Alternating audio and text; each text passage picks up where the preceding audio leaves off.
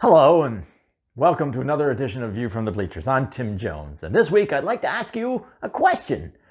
Do you sometimes feel just a little too good about yourself? Check out these people. They all feel very confident, well-adjusted, and happy. That tells me one thing. Clearly, none of these people has ever played golf.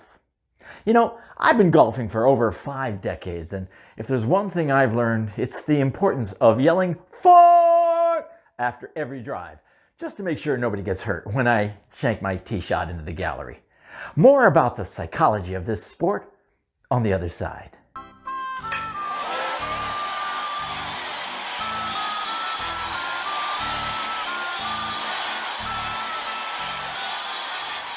Welcome back.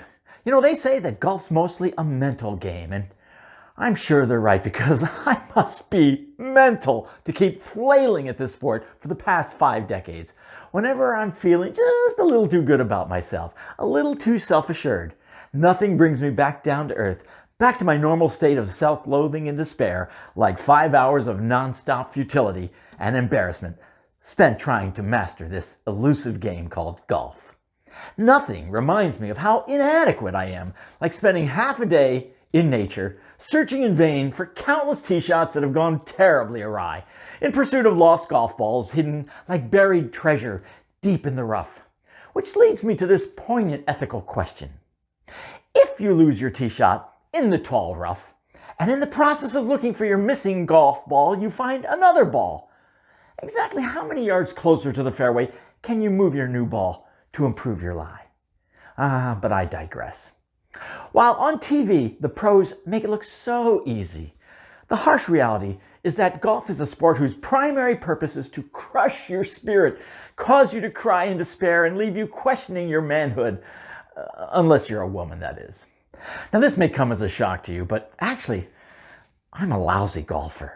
I recently took up the sport, and by recently I mean June 1967, and after almost 5 decades, one thing stands out, and that is the complete impossible frustration that this golf is. Not long ago, I took a series of golf lessons, and from this experience, I came away with 2 important insights about the game of golf. Insight number 1. You need to remember to keep your eye on the ball and your left arm straight on the backswing, and be sure to bring the club head back in a low arc, maintaining a slow, steady velocity, keeping your lower body quiet while transferring your weight to your back leg on the upswing, always being mindful to avoid bending your wrist and cresting your swing at roughly a 290-degree arc away from the target. Remembering on the downswing, and this is important, to keep your head down while shifting the weight to your forward foot, rotating your hips in a coiling motion as you increase the speed of your downward motion. Remembering, do not forget, to roll your wrists upon contact with the ball, making sure that the blade is at a roughly 90-degree angle to your target upon impact, while finishing your follow-through completely with your waist facing the target and transferring all your weight to your front foot as the shaft of your club finishes its arc, coming to a rest parallel to the target. It really is just that basic. And then there's insight number 2. The techniques just described in insight number 1 will only work on a driving range. Scientists have proven that you can actually not concentrate on more than one golf concept at a time. In most cases, as the golfer initiates their backswing on the first tee, the only thing the human brain is able to concentrate on is, why didn't I pee before we started this round? Golf is an expensive game, costing an avid weekend golfer, on average, approximately 1/4 of their annual take-home pay. So, when you decide to take the leap, be sure to spend your money wisely when it comes to your equipment. And the 3 most important clubs for the weekend hacker are their driver, their putter, and their ball retriever. But if you can only afford one of these, no question about it, splurge on the ball retriever. Now, last year, I purchased a top-of-the-line titanium Titleist driver. Pretty sure it's the same type that Tiger Woods' wife used to totally trash his SUV. I'm talking quality.